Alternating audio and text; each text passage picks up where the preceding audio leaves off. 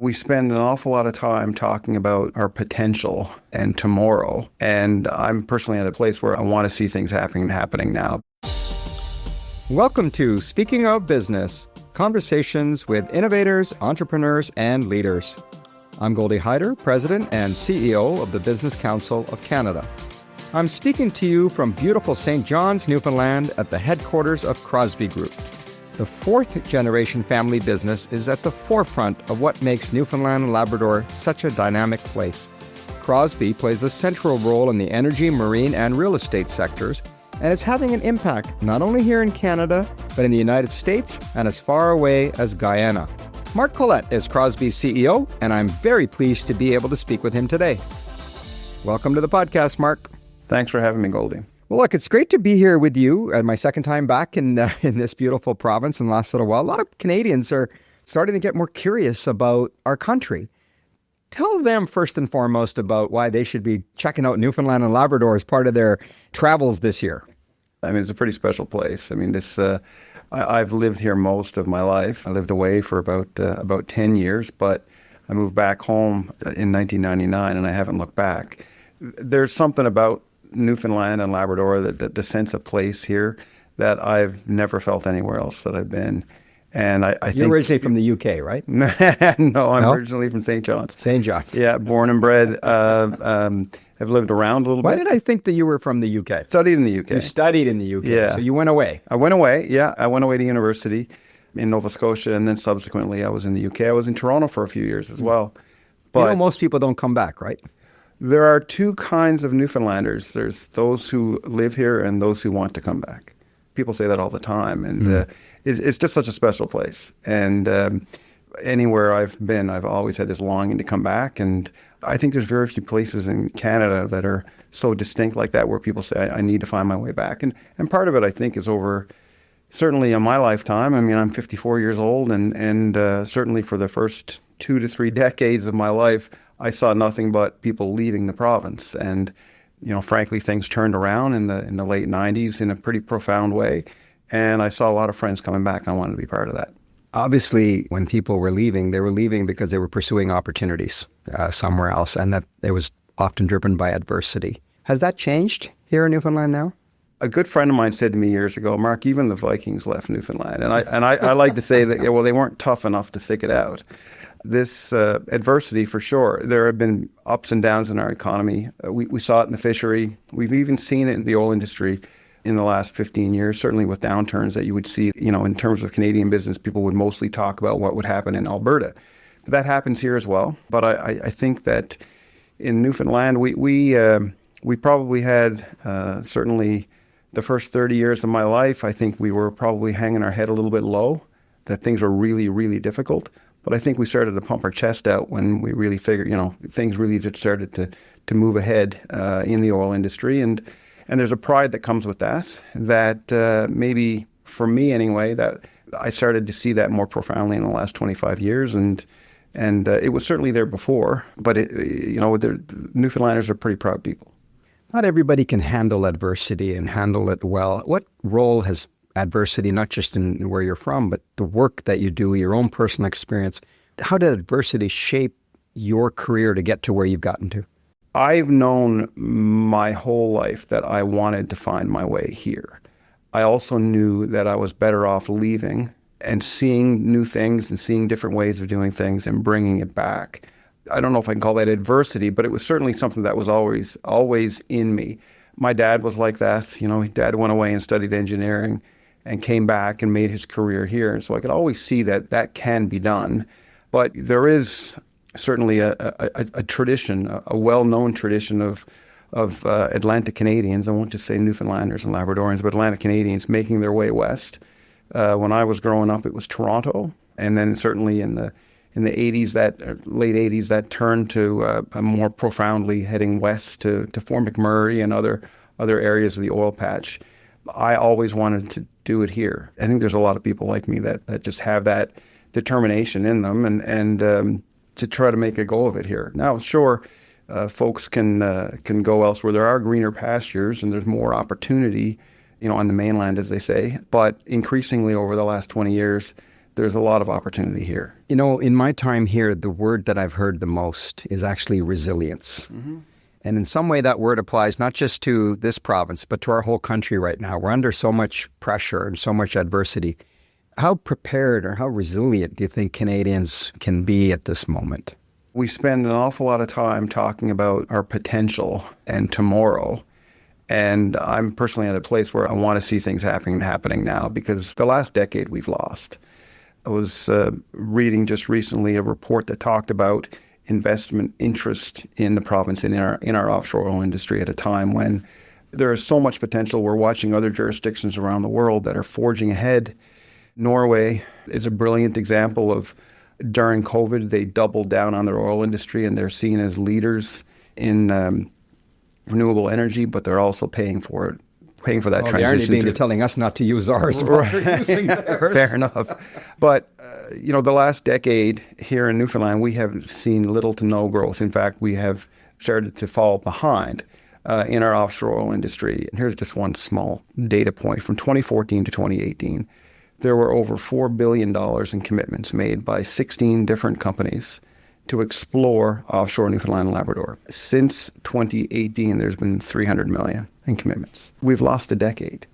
There was the provincial government of Newfoundland and Labrador in about 2018 put out a document called Advanced 2030, where they wanted to get to 650,000 barrels a day.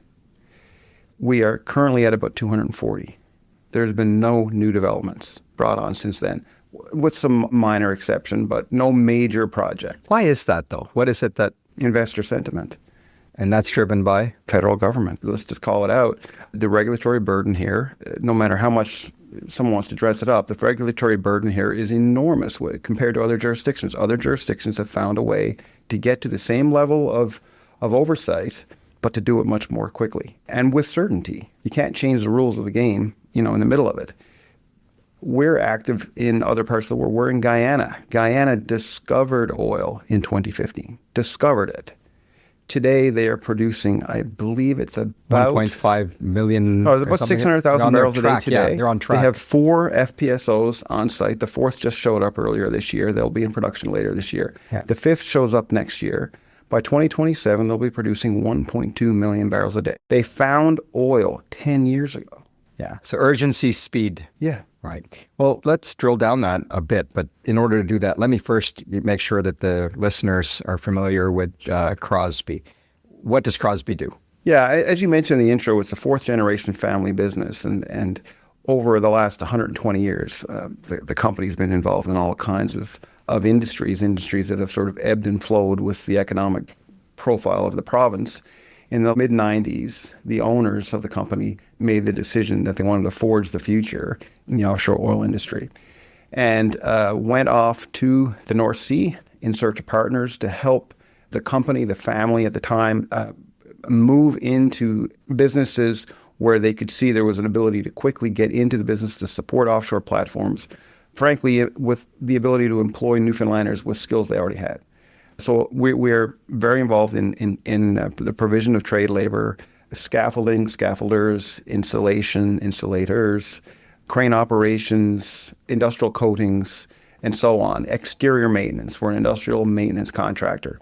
In about 2017, we made a strategic investment outside of the province in another company called McKinnon and Olding, which provide all those same services, but we do it for the shipbuilding and ship repair sector. So we're very heavily now in support of the marine sector and in the offshore oil and gas sector. In terms of the oil and gas side of the business, what's different, of course, I'm an Albertan saying this, is you're drilling offshore. What are the challenges you face when you're offshore versus when you're doing it, say, in Alberta and the oil sands? Yeah. Projects that are developed offshore Newfoundland and Labrador have much longer time horizon. There is a lot more risk. There's a lot more money involved. It's the harshest weather environment you're going to find anywhere in the world. It's in a couple hundred meters, in some cases, a couple of thousand meters in others. It's deep water in some cases. The order of magnitude is so much larger in terms of the risk profile and the amount of money that you're talking about. But over the last 30 years, the industry's proven that they can do that. They've figured that out, and it's done safely. The issue that we see here right now is, as I mentioned earlier, is investor confidence.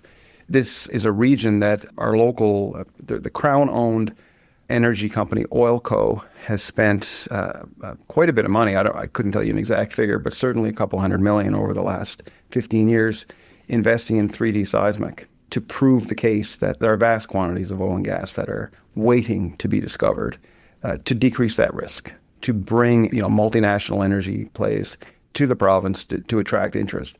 That interest was there, as I said earlier, in that 4-year period from 2014 to 2018. $4 billion. One company anteed up for over $600 million. And 4 years later, they walked away from it because they could not see a path. They're not doubting that the oil is here, but to actually bring it to fruition in a timely manner, that's been the problem. Yeah. Now, you and I were just at a conference on energy held over the last 3 days here. And one of the speakers is the project lead for this project called Bay du Nord, which Canadians probably haven't heard of. And I know you're not directly involved in it, but tell me what a project like that would mean for Newfoundland and what your sense is about the support that it enjoys here in the province. That's a critically important project for our province and for our energy industry here. I mean, I certainly won't speak for Equinor, but that discovery was made in 2013 with another company, with formerly Husky Energy was the partner there. Today it's BP. The project, frankly, is a 30-year extension of our energy industry here in the province. They will produce oil for the next 30 years at least. Certainly when they get in there and they discover more, you expect there'll be further tiebacks. But without it, I think we probably have seen the last major project here. And we certainly have platforms here that'll continue to produce for another 30 or 40 years. But without Bay du Nord, I think that'll be the beginning of the end. To be quite honest, it's quite sad to say that. This is a project that was specifically mentioned by the Prime Minister, by the Premier in this recent First Minister's meeting that was held in Saskatoon in early June.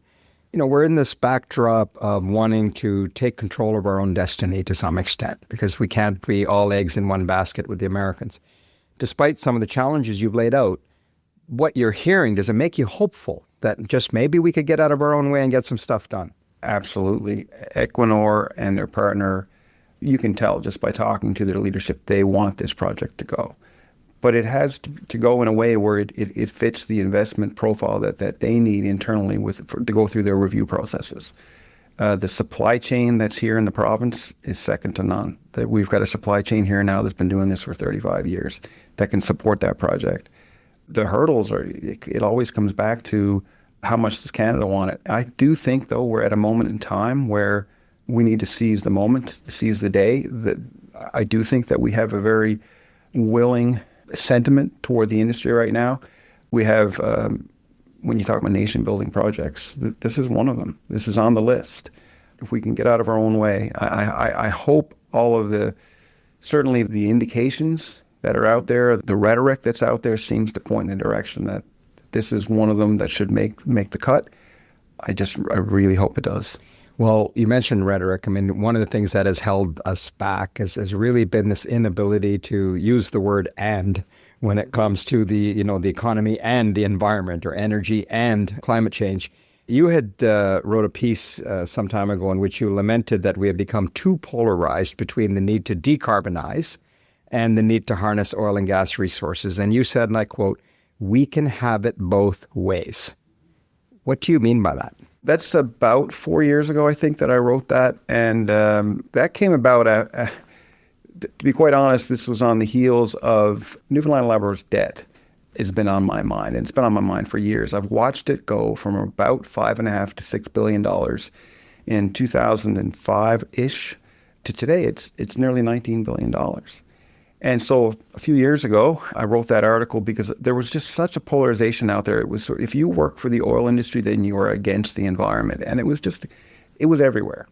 And I had written an article previously when I was the chair of the board at Energy NL. At that time, it was called NOYA, where we were talking about the importance of the industry. The folks down at NOYA were very helpful in pulling that together with me.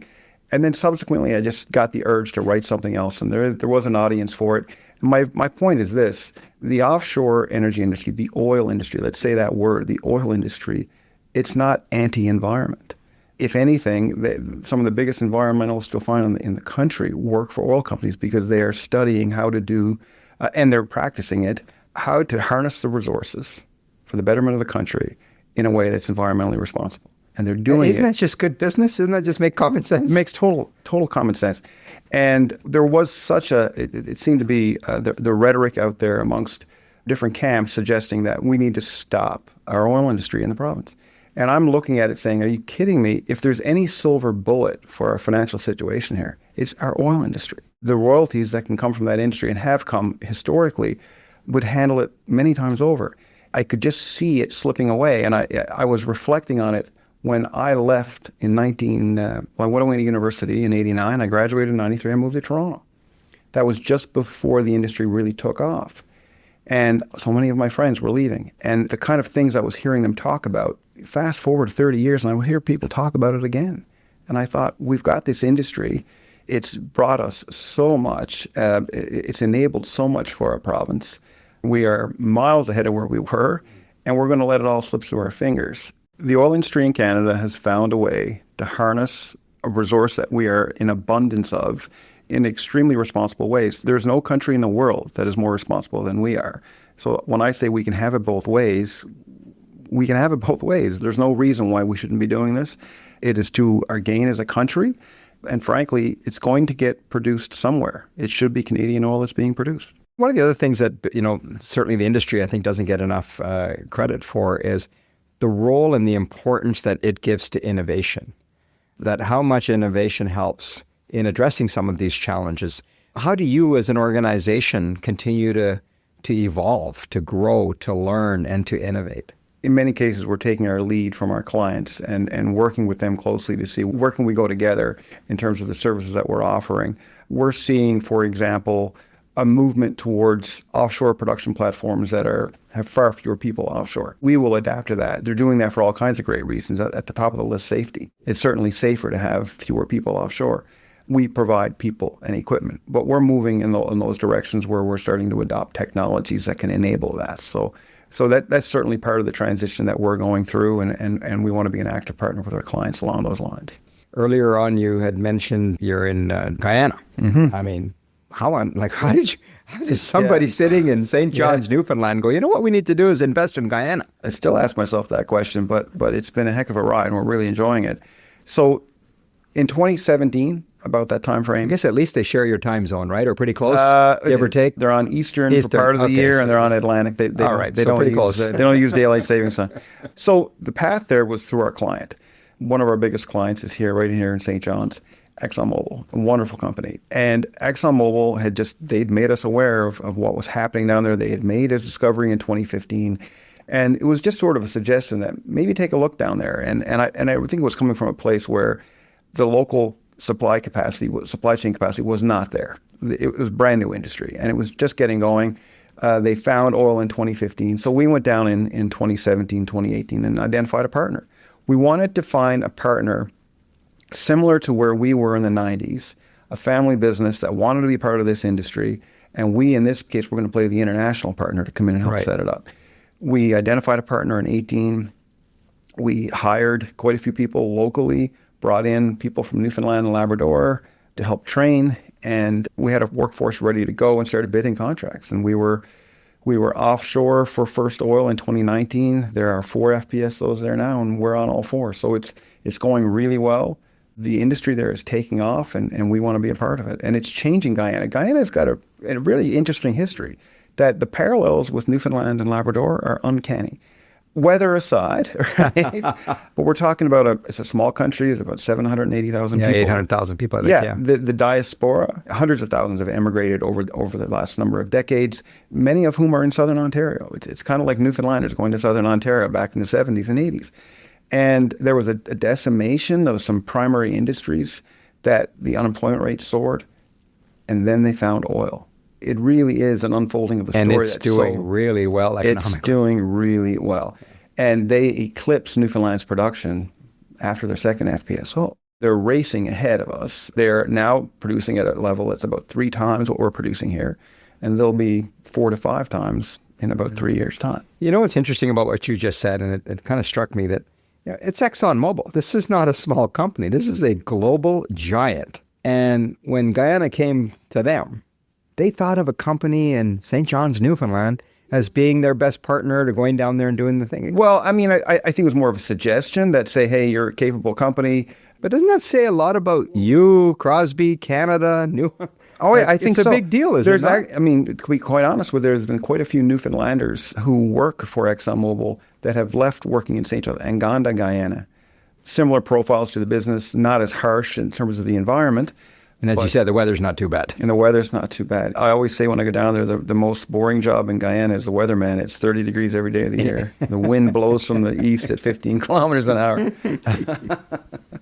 Well, it's a great story because I think part of these podcasts I've been doing for some time now is it's the humility and the humbleness and we don't even celebrate and make aware that, hey, we're good at what we do. And even a global company says, this is where I can get it done well. I mean, that's certainly one of the hallmarks of our company, and I think of our province is humility, and we don't pump our chest out enough. And but we're pretty proud of what we've accomplished down there, and we have a great partner that we're really pleased. This kind of comes from the same DNA. So let's talk a little bit about your own journey. As you said, you're born and raised here. You left to go to Durham University in the United Kingdom, and then you've come back, and you left the province, and you've come back. Through this process, as you grew professionally and started to think about yourself as a leader. Do you remember those days when you thought, maybe I could be CEO one day, maybe I could be the head of a company? I don't know that I set out saying I wanted to be the CEO, but I did know that I wanted to make an impact. And that was sort of, I come by that honestly, that was the way my father came up in his career. He was born in rural Newfoundland, and he was a pretty bright guy growing up and decided he wanted to be an engineer and went away and became an electrical engineer and came back. And you know, he had a deep impact on our hydroelectric, our transmission system here and our provision of our generation of power here in Churchill Falls. That's always been with me is I want to make an impact. And whether it was at the CEO level or not, I don't know that I set out to be a CEO, but I did set out to say I wanted to be able to impact change in some small way on a place that I love. Tell me about people along your journey that served as your mentors. Oh, yeah. Yeah, I got to be careful. I might get upset here. Certainly my dad when I was starting out, and I've been very blessed over the course of my career, of my life, to be exposed to people that took an interest in me. What did he teach you that you most humility. appreciate? It's the number one thing I look for in when I hire someone is humility and curiosity. People that are interested and want to do good work and don't need to be the smartest person in the room. You know, if you're the smartest person in the room, you're in the wrong room. And he certainly taught me that one. And then he passed away when I was in my early 30s. And as I moved along in my career, I've always, even prior to that, I had exposure to different folks and either through my family or through my career. And then I met Rob Crosbie, and pretty special guy. He's the chair of Crosbie, and he passed away just a few weeks ago. He was my mentor for 25 years, so he had a very deep impact on me. I worked with him, like as I say, 25 years ago, and then I left a couple of years later. And then about 10 years ago, he kind of came knocking on the door to say, hey, would you be interested in coming and helping out here? And he was a man who really, he led with humility, and he led with a deep love for the province in a way that it's not just me. Everyone that works here, I think, carries that with them. So mentors have been a massive part of my journey. What's also a part of your journey is community, the chance to participate and to give back. I know that you sit on the board of the Canadian National Institute for the Blind. How did you get involved with that organization? Serendipity. Your inbox in LinkedIn gets flooded and you don't read everything that's in there. And then one day, I guess 2.5 years ago, I happened to notice a note from a search firm that was looking for new board members for the CNIB. And I thought, this is very curious. And they were going through a process of renewal on their board of directors. And I took a phone call, and then I had a Teams call, and I learned a little bit more, and I became completely captivated with what they do. They're one of the oldest and most well-known nonprofits in the country. But when I learned the statistics, Goldy, there are 2 million Canadians who are blind or low vision in this country. And about 30% of them are actively employed. Just think about that. The other 70% are potentially, and the statistics, I guess, they do move around a little bit, but up to 70% of the client base or the folks that avail of the services of the CNIB aren't working. But the average education of blind and low vision Canadians is higher than the average education in Canada. The schools do quite a good job with the blind community in Canada. But where it falls down is when it's time to go to work. This is something that I really took on. I thought, my goodness, there's such an untapped resource there. And we think about, at the Business Council, you poll CEOs all the time about what are your biggest challenges. Access to talent. Well, in the blind and low vision community in Canada and in other communities with similar challenges, there's untapped talent in this country. And that really lit me up. That got me very, very inspired to be a part of that group. Well, thank you for sharing that. I'm going to ask you to share one other story, and that is some time ago you decided to shave all your hair. And listeners may not see it, but you got a good set of hair, a good set of hair on your head there. You decided to shave it all off to support young people that were living with cancer. Tell me about that. The best kept secret in Newfoundland, maybe in Canada, is a little charity called Young Adult Cancer Canada. That way, I say little, but their impact is huge. They're based in St. John's, but they're a national nonprofit, started by a gentleman by the name of Jeff Eaton. He's an old friend of mine. Jeff, when he was about 23, this is 26 years ago, he was diagnosed with leukemia. And given, when you hear his story, given, I believe, less than 5% chance, this happened to him twice. It came back and he was cured.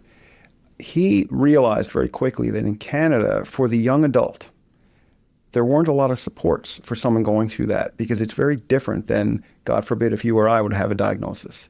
You're going through a period of your life, you're graduating from high school or university, you're starting your first job, maybe you're buying your first house, having a child, getting married, whatever.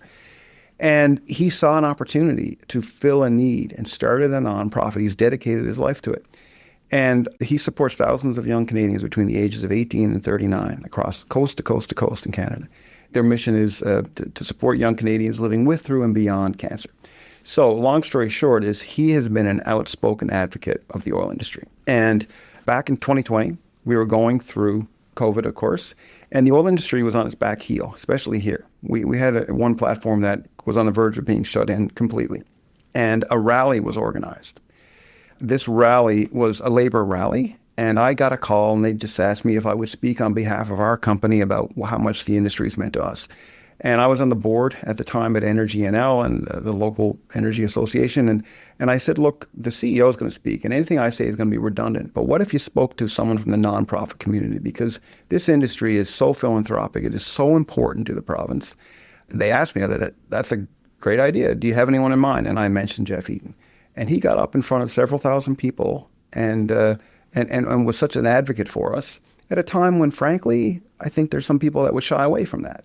He didn't shy away, and I just decided then that I wanted to find a way to help. And they have a fundraiser called Shave for the Brave, where students or young people or could be anyone in the community goes and shaves their head, and they raise a few $1,000, a few $100, whatever. You didn't raise a few $1,000. No, you raised several $100,000. Yeah. So what I did was I went to the operators, ExxonMobil and Suncor and Cenovus, Equinor, and I said, if you sponsor $10,000 each, I'll go to every service company I can get my hands on in Newfoundland and ask them for $5 and shave my head. And that's what we did. We raised $260,000. Amazing. But since that time, it's taken off. We've done this 3 times now. We've raised about $820,000 for a small charity, but the impact it's had has been profound. And it was a way of saying thank you. So we're planning on doing another one in the fall.